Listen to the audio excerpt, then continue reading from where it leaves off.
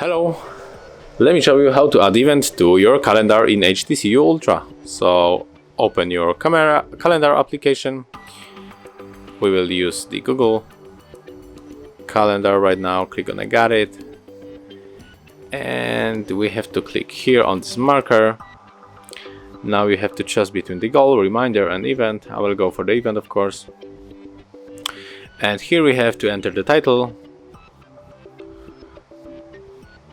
I will name mine Hard Reset, and of course there's a couple of options like location, notifications. You can also add people here, add note, set time. So do whatever you want, and after that just click here save. And as you can see, there is our event.